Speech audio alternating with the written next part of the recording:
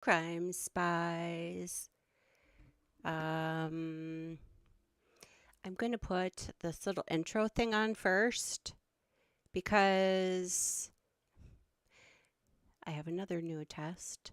I'm testing out Restream. I got it for Kick, Rumble, and YouTube for the true crime stuff. So please hold momentarily. I'm not sure if this is the longer one or the shorter one, and I gotta find my glasses. Hold on.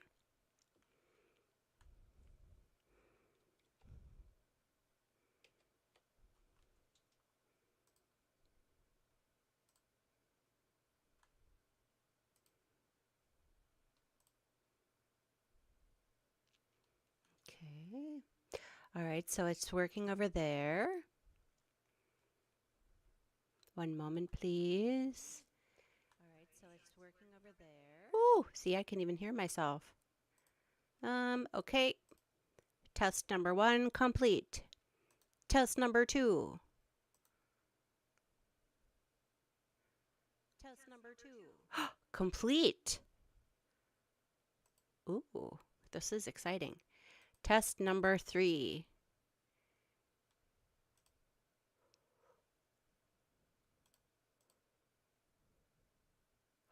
Oh my God, you guys, I did it. I'm on all 3 channels at the same time. This is exciting. Okay, back to what we're here to talk about. I got my glasses now. Welcome back, Crime Spies. Did you see the video I posted this morning? Sans coffee. I had a regularly scheduled blood draw. Every 6 months I have to go have my blood drawn. Be the human pincushion. And I thought it would be kind of fun to film me passing by, as I do when I leave the house usually, a place, former Minnesota, well, now deceased, sadly, former musician, my neighbor, his studio is right on my way to and from usually everywhere I go. So if you have a moment, it's only 2 minutes long. It's me because you can't have any coffee or anything prior to having your blood drawn. So so I was without coffee and makeup, etc. It was kind of an ugly morning for me, but you're not there to see me. Okay, so here is what I've been meaning to do. This guy here, Derek, is it Johnson? No, I forget. Derek Johnson. Now I gotta go find back where I am. Okay, I'm here. Okay, so sadly, last week, this guy, Derek Johnson's wife, Nancy, and their 2 beautiful children,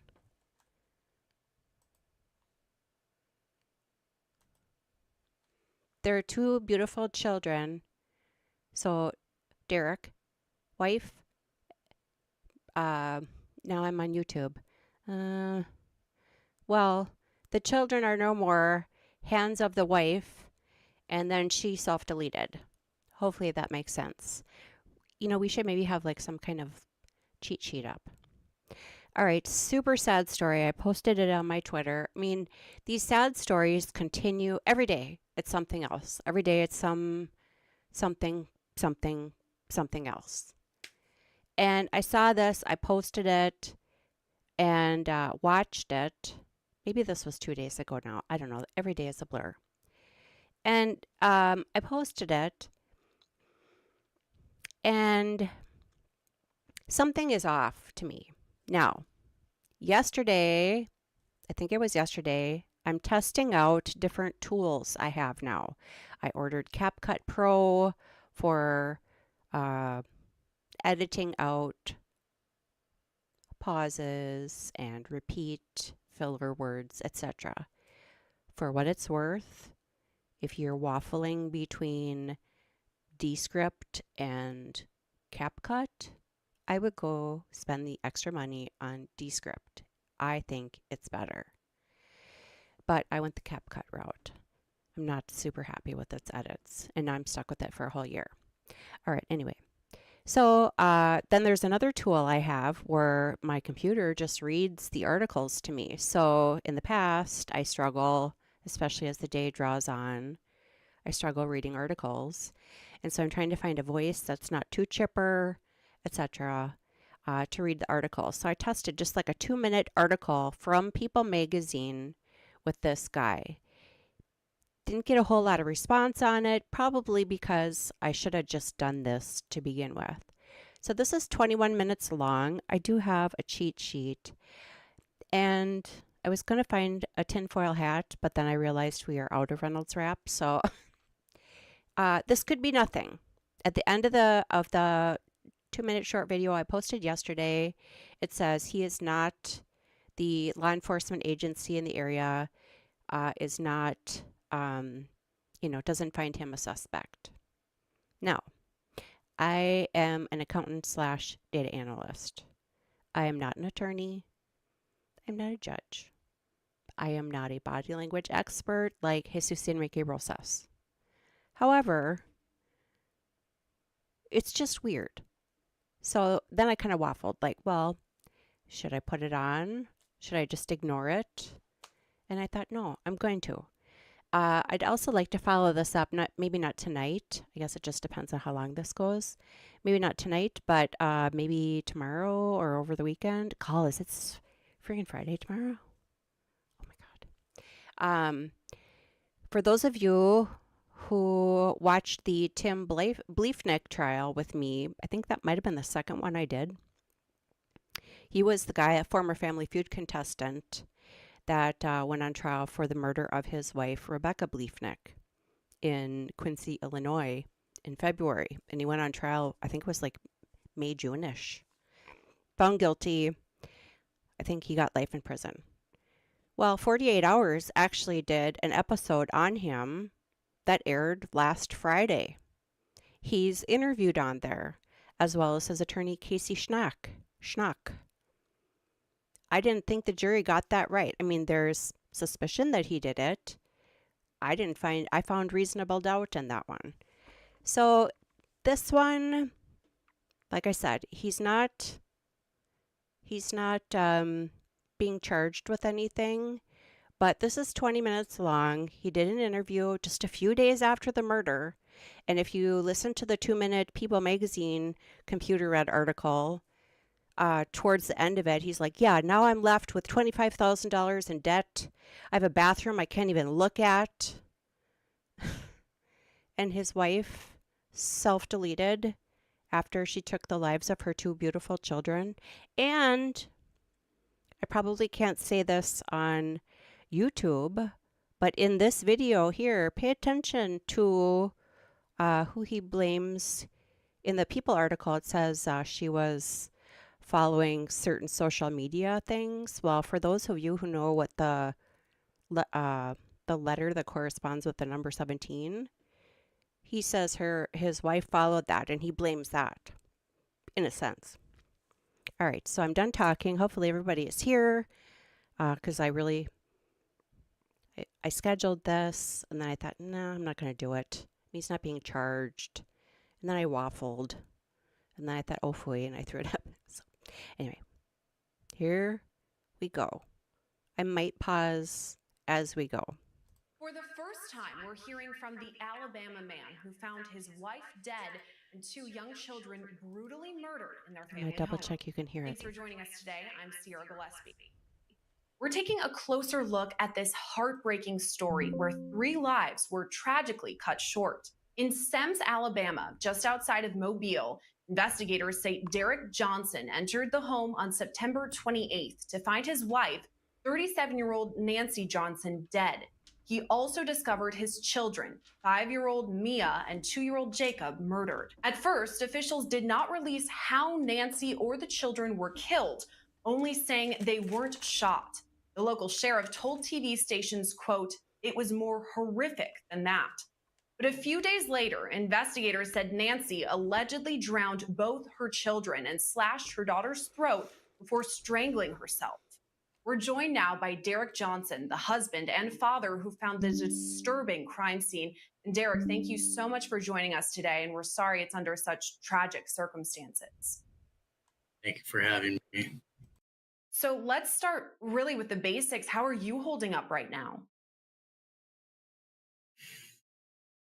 Staying hydrated has always been so difficult for me. These are stir water enhancers. I forgot to warn you. Into your water. There's commercials. That's a tough question, but I'm doing better than I was the day it happened. I will say that.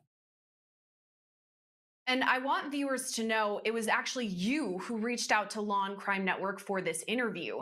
So why do you want to tell your side of the story now? I think there's a lot more to Pause. So your wife and I'm sorry, but this is just blasting in my ears and I can't find the remote for the TV here. So, okay.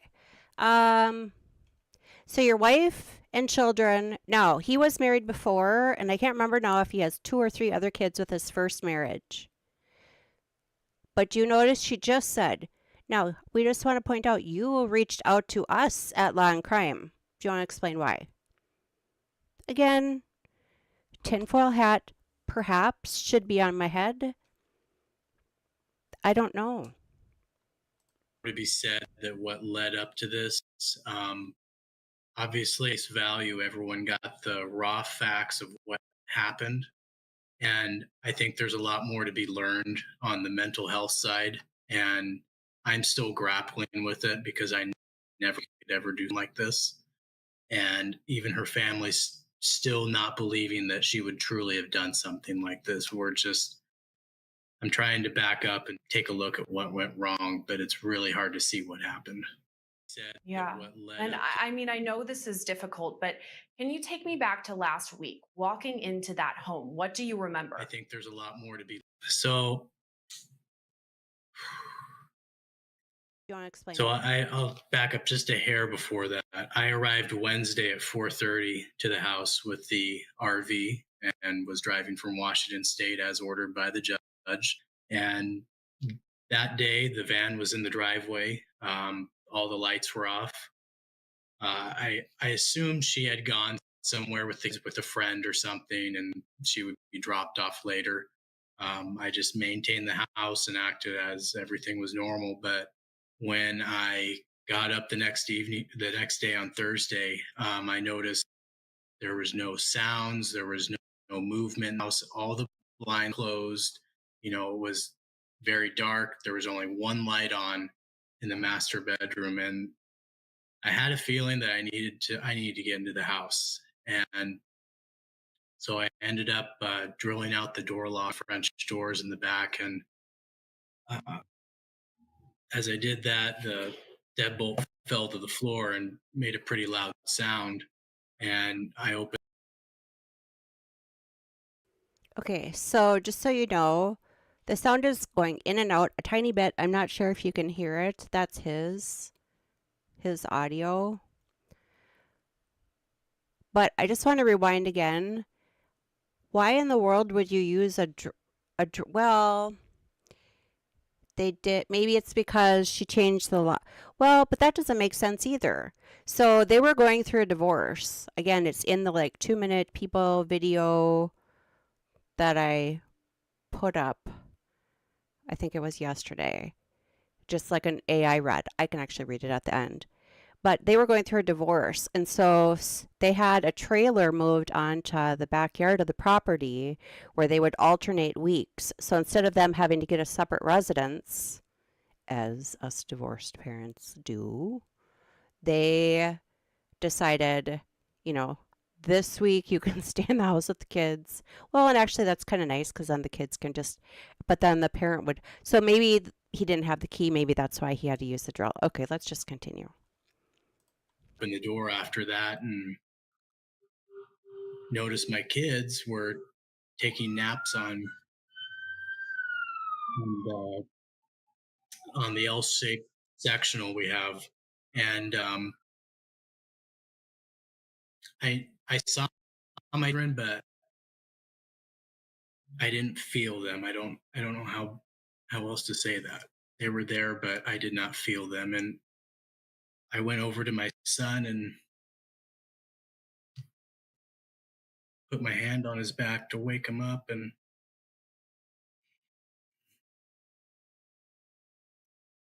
he was just stiff. And then I saw foam coming out of his mouth and nose, and he had discolorations on his, and I started panicking. And then I went over to my daughter, and she had the same thing. And then I started wondering where their mom was. And immediately I went to the master bathroom. And when I looked in the master bathroom, there was a bathtub full of water and blood. And I couldn't handle processing why that was there, other than that shouldn't be there.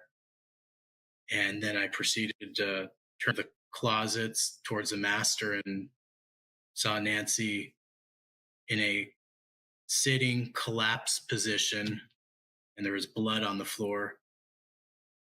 And after that, I really don't remember much other than went to call 911, and that's all I remember.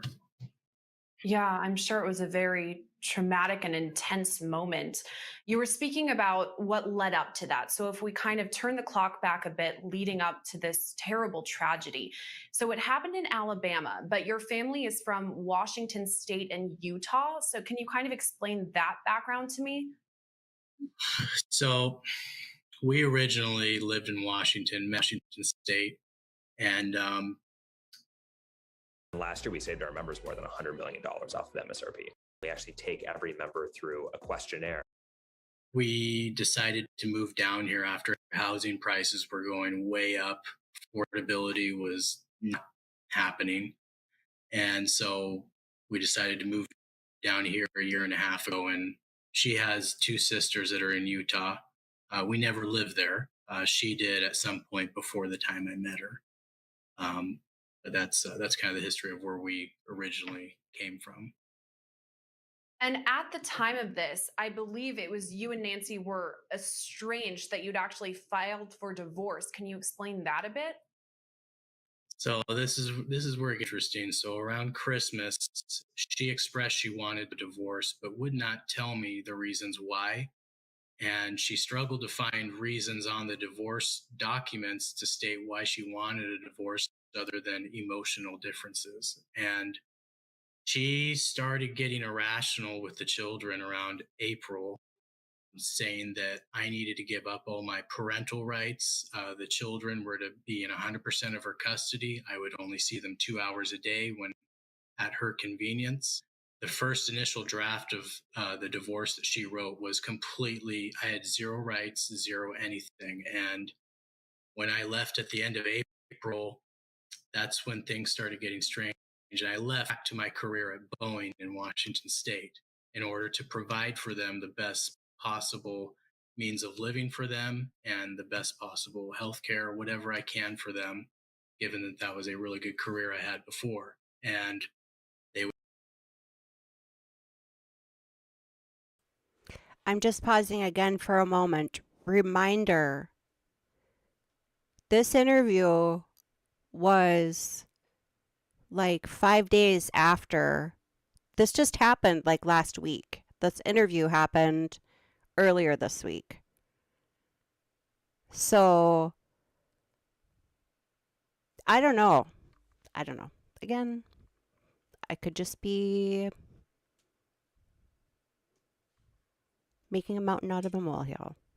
would remain here in Alabama in our house. And after that, she started making phone calls to the police and SEMS, had these strange reports that I never got to see. And even the police department thought they were very strange on what she was saying because I was not even in the state anymore. And that's where it all she ended up jumping to a self-help clinic, and she hid there for a while. And that's when the state became involved and started realizing that she was having some sort of mental issues, and this was not a stable environment for the children because she had a perfectly safe house and she was not in there. And Again, he contacts them to talk about this instead of talking about the children, the death of his 2 children. He's just relentlessly dumping on the divorce and his now deceased wife. I don't know. I wasn't even in the state. Eventually, I filed for emergency custody because there was something not right going on with her, and the statements she was giving them were not adding up. And so that was granted to me in June. And after that was granted, Nancy, for whatever reason, decided to agree to start some counseling and try to reconcile. And she had refused any sort of counseling, mental help, or anything since we've been together. And so that was a surprise to me. So me as a father, I'm supposed to provide a good, loving environment for them and a safe place to live. And so I would rather work on the relationship other than end it. And she took advantage of my love towards her and was able to cancel the divorce, cancel the emergency order through her persuasion through me. And I was stupid and didn't see what she was doing. And she eventually took the children down to Utah, refused to tell me where they were at. All I know is that they were at her sister's, and I had no info on where that was, and she refused to tell me. I didn't have her sister's contact info. And I hadn't seen them since the day.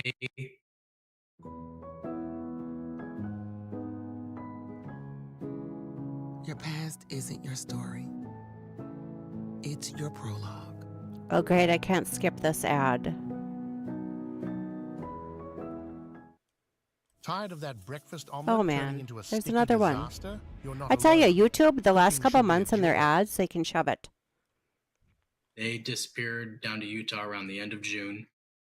I hadn't seen them at all until this last court date on the 20th of September.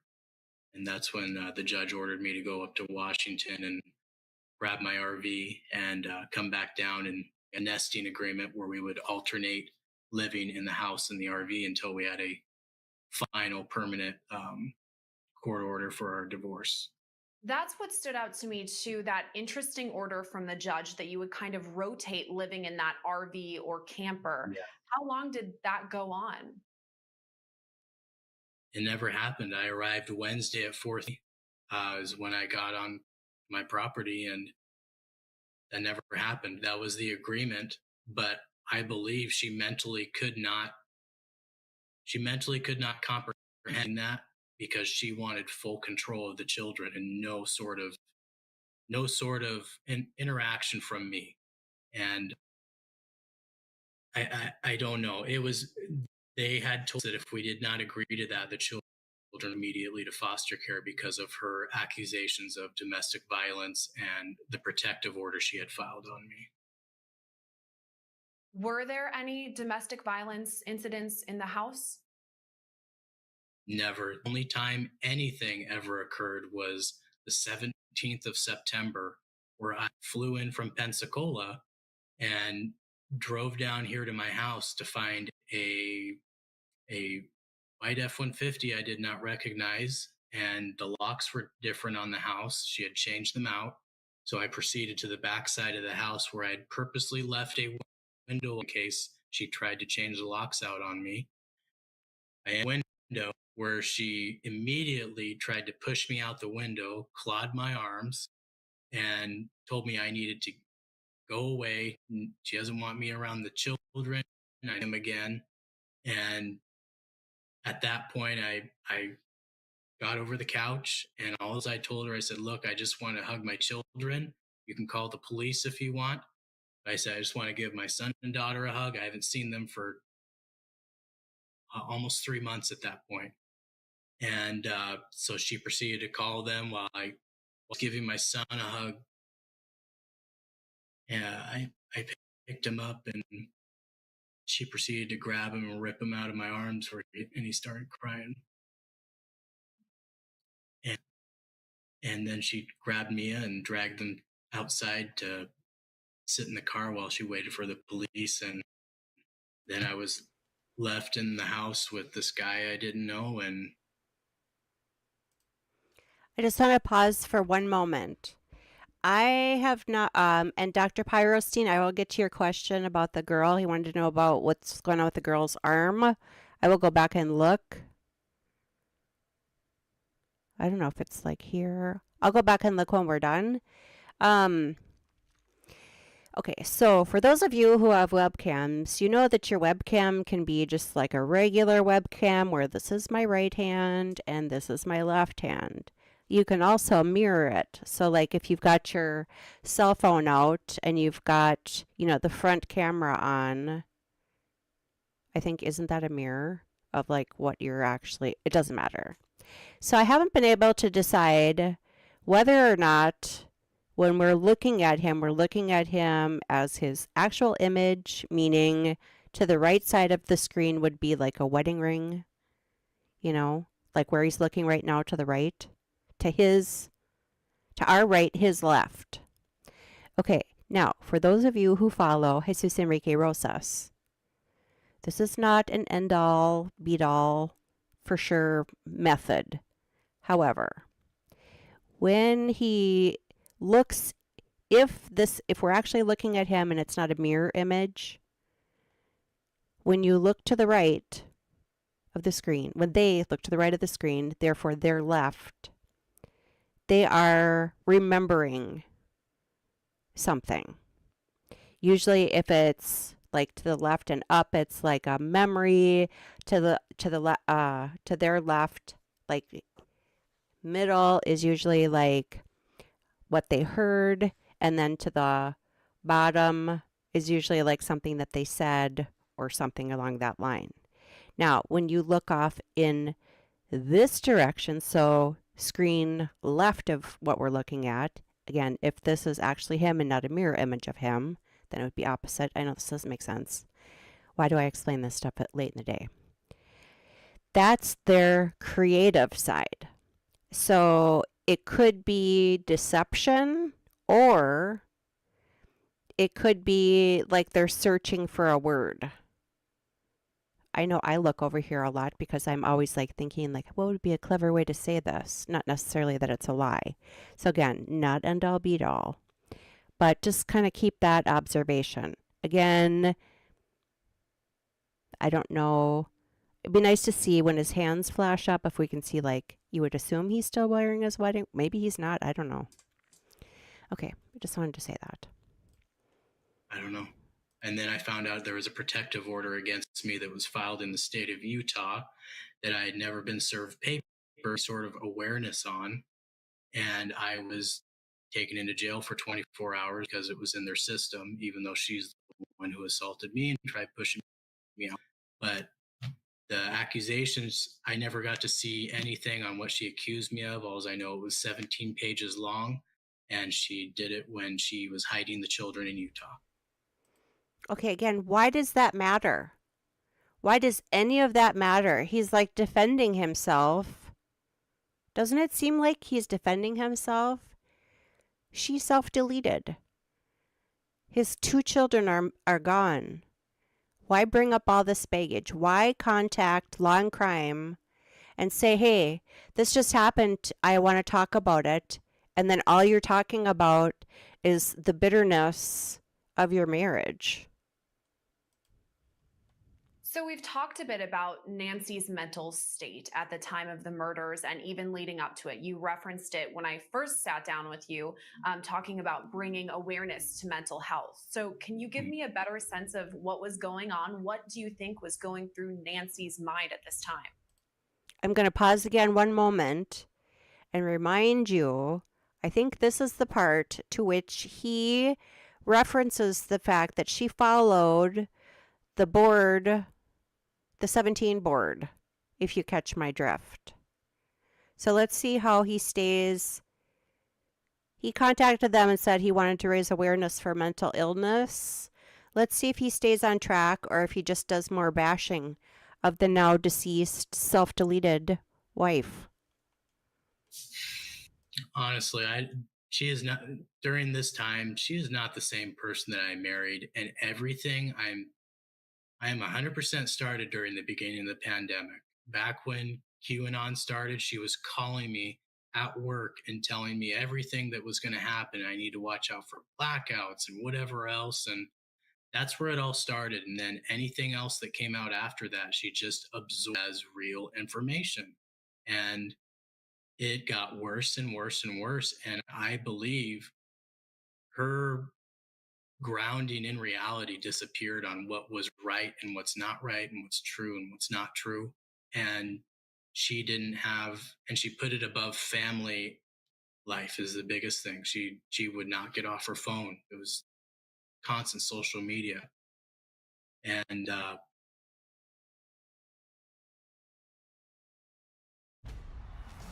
Oh, another unskippable commercial. Thank you so much. Oh, no, we can skip this one. Now I gotta find my mouse. Are you not entertained? Where's my mouse? There it is. that's in my opinion, those views, those types of situations is what led to this. And her refusal to get any sort of counseling, help, medication, anything is also a reason why this happened. And I can't force her to do anything. I can't call up the wagon and take her away to get her on her feet. And she made a choice. She wanted zero help. You had made mention just in that previous answer about QAnon and some incidents over the pandemic. I mean, that was a very intense time for a lot of people. A lot of people spent more time on the internet. So with that reference to QAnon or some of the rabbit holes she may have gone down, do you think that she may have been a conspiracy theorist? It wasn't that she was a conspiracy theorist. It was that she had an open mind of possibilities of different things happening. And she was always and that's how everyone should be, as open-minded of possibilities of different things that happen in the world. But the problem was she could not process when, let's say, some statement or issue came out that was very wild. She could not let that go, even if it was proven wrong. It was just kind of taken as face fact, put into her mind, and she just kept going. And I think a lot of she read tons of stories of cases like this, or also cases of sex trafficking. Is very taxing on the mind. And I think she got too entangled in that and could not detach from that. And I think that was a really big issue, that she didn't recognize that she backed herself away from that, having young children and having a family. Okay, so we all know with the trafficking of children, that's not conspiracy theory, that's conspiracy fact. And frankly, she's got 2 young children, as he just mentioned here. If that affected her so deeply, why in heaven's name would she take the life of her 2 children? Again, I'm an accountant. I'm a data analyst. I count beans and numbers. I'm not a lawyer. I'm not a law enforcement person. It just is weird. And I guess I felt compelled to share with you. We're almost finished. And you've made a couple of notes as well about this mental health issue that she may have had, that you said she refused to receive any sort of counseling. Is that something that you were pressing for, either group or family counseling or individual for her? I was trying to at least get marriage counseling and some just one-on-one counseling separate from each, just something to get her in the door. And she refused. She honestly thought they were going to prescribe her medications, and she honestly thought they were going to try to inject her with something. It was just absolutely, no matter what I did, there was an excuse why she didn't want to do it.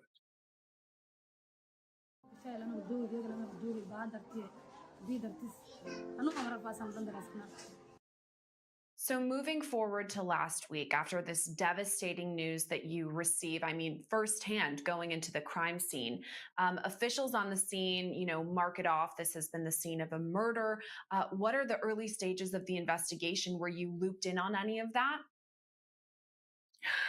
That's really interesting. So I had communication with the detective, but they, during the whole time, the media, everyone else found out the details happened during the day when here's how it kind of went. I was, taken down to their administrative building, gave my statements on what I found and happened. Then I was driven to a hotel room where I stayed until they released the crime scene. And I think it was foolish to leave someone in a hotel room unmonitored after they just lost 3 family members.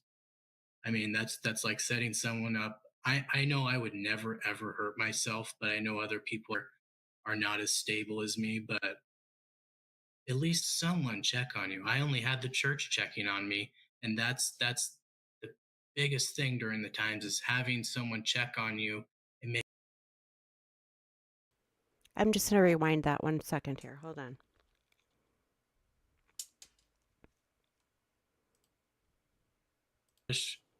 to leave someone in a hotel room unmonitored after they just lost 3 family members.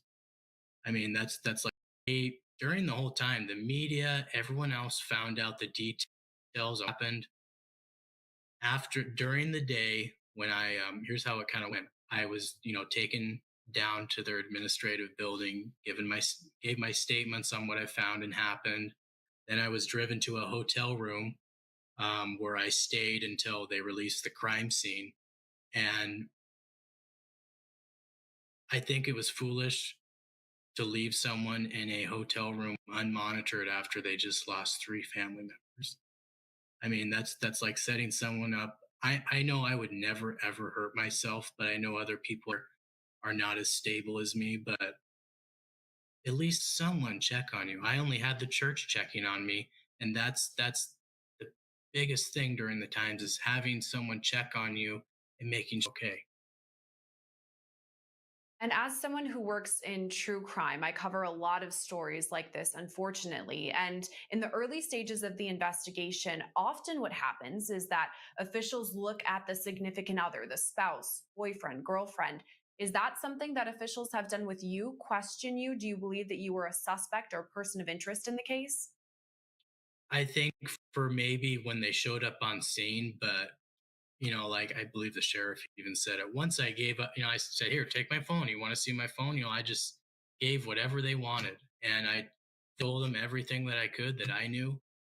But once they started seeing the facts and the situation and the timeline and how I matched up, they knew I wasn't a suspect, and it is still ongoing. So they may still be investigating other things, but I don't think once they all saw the scene, they was a suspect. Are you cooperating with the investigation as it continues, and are they giving you updates? Absolutely, yeah. I would, I always cooperated with them. I've been given updates, but not much, and they have just told me it's still ongoing. There's still things that are Nancy's possessions and her phone and various clothing. She had taken a backpack or a luggage bag over to the neighbors, I believe it was Wednesday, and told one of the neighbors, if anything happens to me, it was my husband. And that was very strange because that was home that she shut off, and I wasn't even home yet. As we're moving forward with this and new details come out, we're still kind of coming to terms with this. And I'm sure you are, the scene that you found. Is there anything you want people to know about your children or your estranged wife, their memory as it lives on? This was not Nancy's behavior. Nancy always went above and beyond as a mother, and it was incredible to watch her when we had Mia as our first child and her to learn and grow.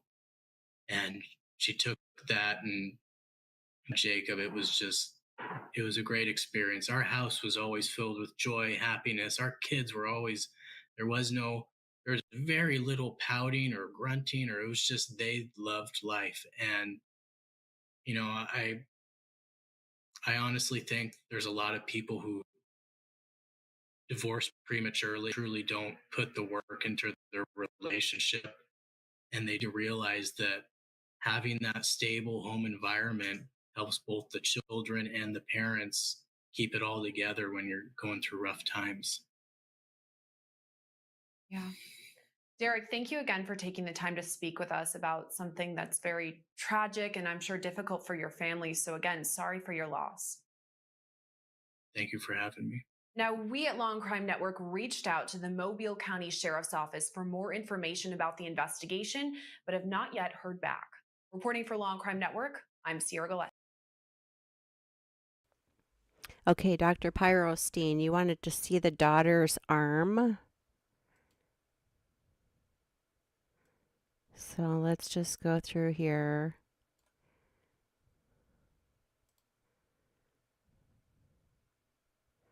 Like that bump there. Maybe she's a little girl that stuffed like a sock up her arm to make her look like Arnold Schwarzenegger.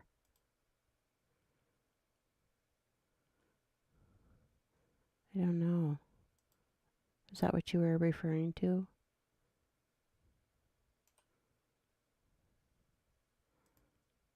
I don't know if I can listen to that guy anymore.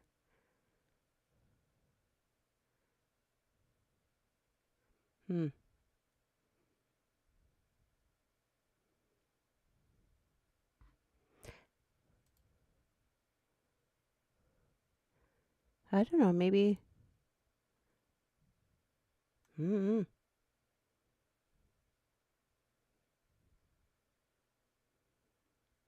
Okay, my contacts are too dirty for that.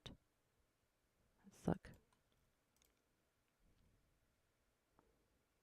I don't know, maybe she's got, maybe it is, there's like a weird bump on it. Oh yeah, there is a weird bump. Huh, I don't know what that is.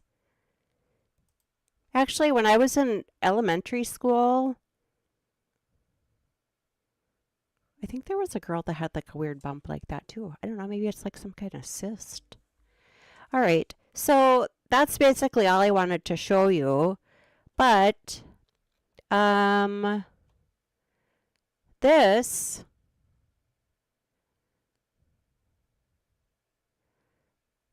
was interesting. Let's see if I can put it in Reader and then scooch it over here. Wonder if that will work. Let's see if that worked. Aha! Okay, make myself smaller or just move out of the way here. A hint. Move this like this, maybe. Okay, so so this was right after it happened, the 28th or 29th. This is not the article I read yesterday, or no, I didn't read it. The computer read it.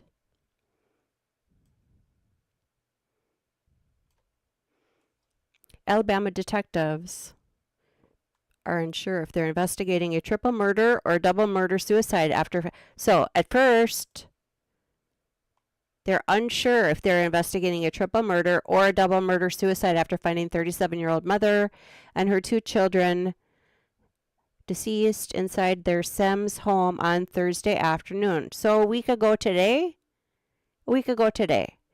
Mobile County Sheriff Paul Birch told WPMI that the children's father, who we just saw, Derek, and Nancy Johnson's estranged husband reported finding the bodies. So he was the one that found it. So they always check at who was the last to see them, who found the bodies, and who is the spouse. Birch identified the children as 6-year-old Mia and 2-year-old Jacob, and said that Mia appeared to have tried to defend herself. I would say she put up a fight, said Birch. So this is the sheriff. Birch said the children and Johnson were killed in different manners. He declined to say how they were deceased, but said that the children were not... See, this is so gay with friggin' YouTube. There are certain words you can't say or they take it down. So we can all read it together. I guess I'll just mute myself. It was more horrific than that, he said. I'll just leave it at that.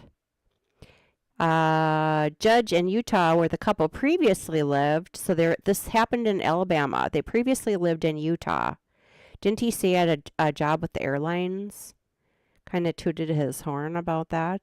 Where the couple previously lived, granted a protection from abuse order against the husband, Derek Johnson, in August. Okay, so this crime happened at the very end of September. They had lived in Utah. I wonder when they moved from Utah to Alabama. So just a month and a half, 2 months ago, less than, granted a protection from abuse order against the husband, Derek Johnson, in August. Now, for those of you who are attorneys out there, if you have a protection order against you, are you allowed to cross state lines? I'm just asking questions. Does it follow you? Does it just, is moving like a loophole to get out of it? A day after the order, Derek Johnson filed for divorce. So she filed the order, and they're not always granted. There was something I just watched the other day. Oh, actually, it was in the Bleefnick 48 hours thing. They had ping-ponged between Rebecca had filed a protection order against Tim. The judge denied it. And then Tim tried to do it against Becky. The judge denied it. So there has to be substantial evidence for them to grant the order of protection. I got to write that down as a question. The day after the order, Derek Johnson filed for divorce for the second time this year. He previously filed for divorce in April, WPMI said, but the couple reconciled in June. According to WSFA, a Mobile County judge on Tuesday, so 2 days ago, last Tuesday, awarded custody of the children to both parents, although he ordered that the State Department of Human Resources be given protective supervision of them. Judge Walter Honeycutt gave the parents alternate weeks with the children beginning October 1st and ordered the husband to retrieve a trailer from out of state, which was to be used by one parent while the other lived in the house with the children. Derek Johnson was reportedly living in that trailer in the backyard on Thursday, so a week ago, which again, he did say something like there was I think he said Ford F-150 and the locks were changed. And then when he recounted going into the house, he had to bore out the locks. I mean, why wouldn't you just call 911 and say, I need a wellness check on my estranged wife and 2 children in the house? The estranged husband remained on the scene after calling 911 and is cooperating, Birch said, according to WPMI. Semmes Police Chief Todd Friend? Is it friend just spelled wrong? Did they spell it wrong? Is it Freund? Is it like a German word?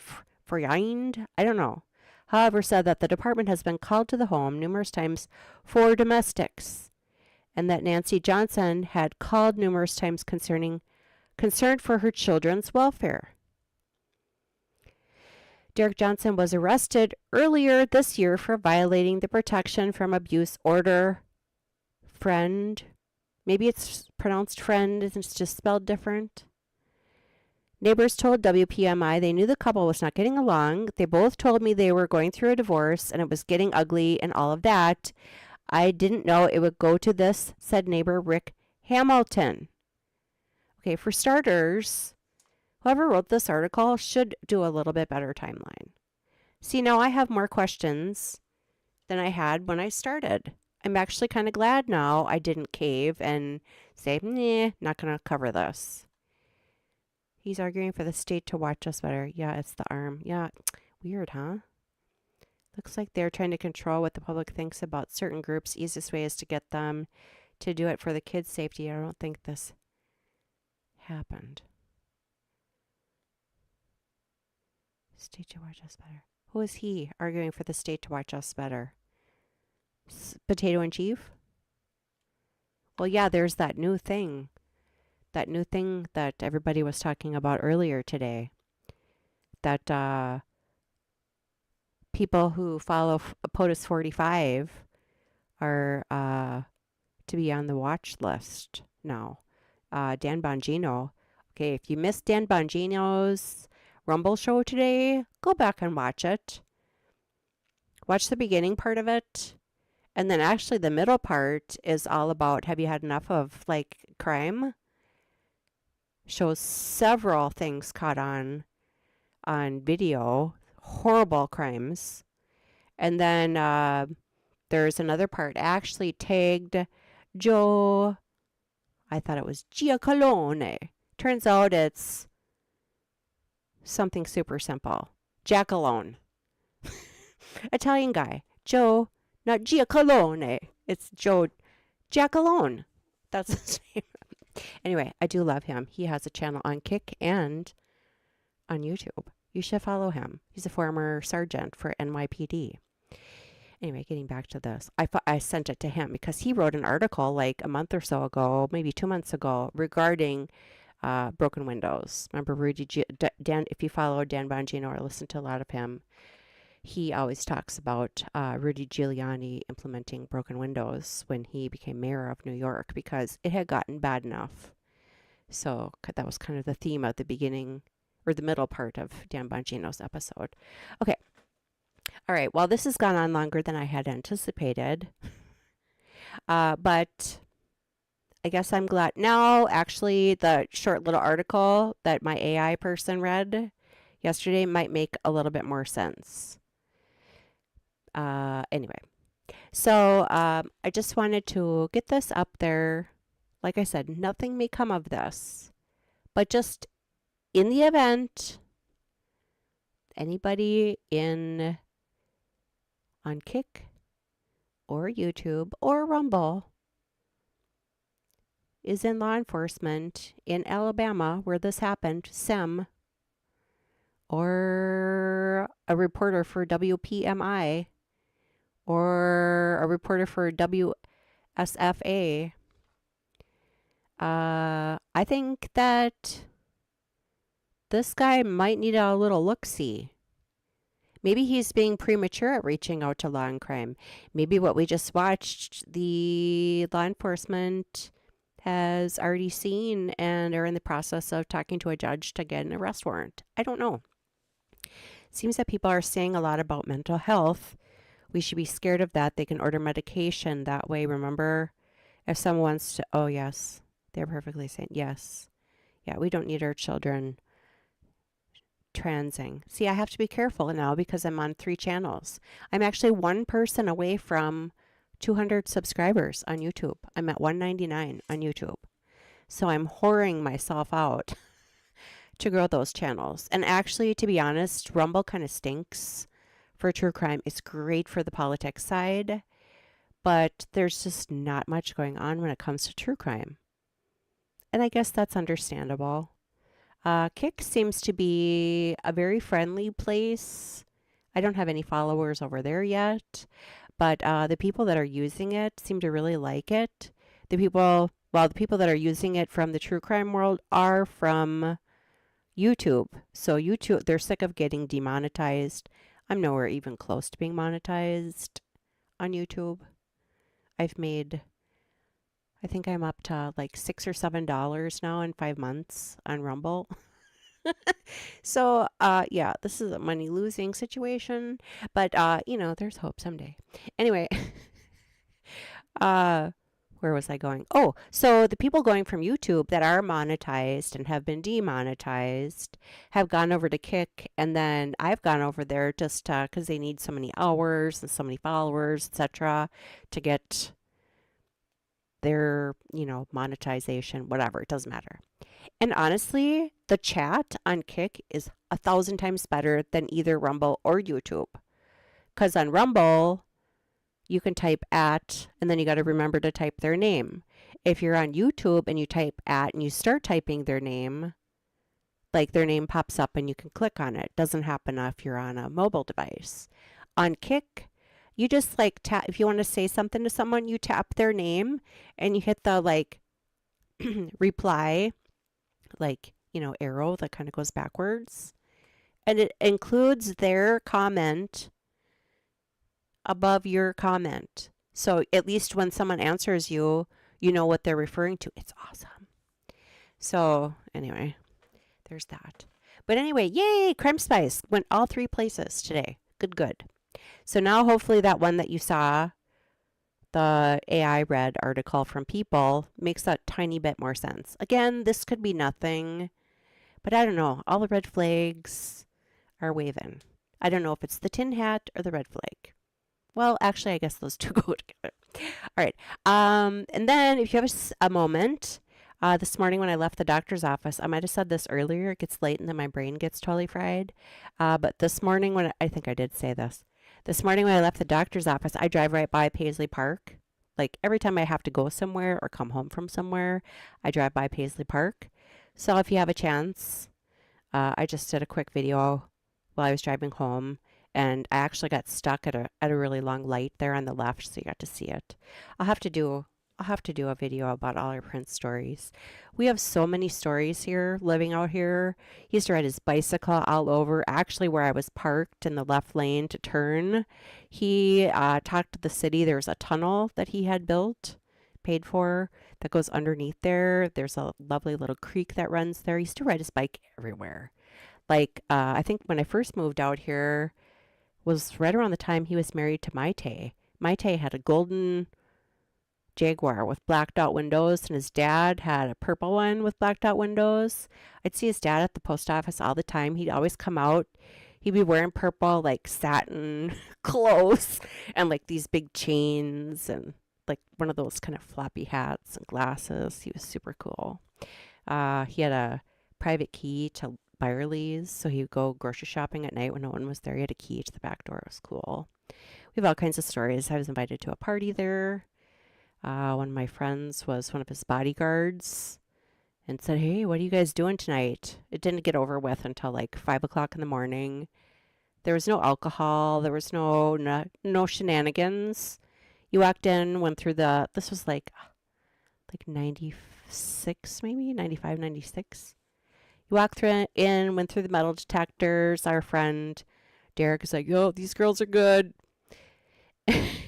You walk by the elevators that he actually was found dead in. The elevators right there on the way to the back. I'll have to explain better maybe when I do a video. And there was like chips. I remember there was like potato chips, pretzels, popcorn. There was water, juice. And I think there was like 2 liters of pop. So it didn't cost anything. You walked in. There was like maybe, I don't know, 150 of us maybe there. And he came out. He didn't talk to us, but he just like would play his new like music and get kind of a reaction from the crowd. He played for, I don't know, 2-ish hours. And then he just like sauntered back. And that was it. It wasn't like a concert. It was just like he wanted some people to come. So his bodyguards, like, Anyway, so, and, see, I should just put this in a different video.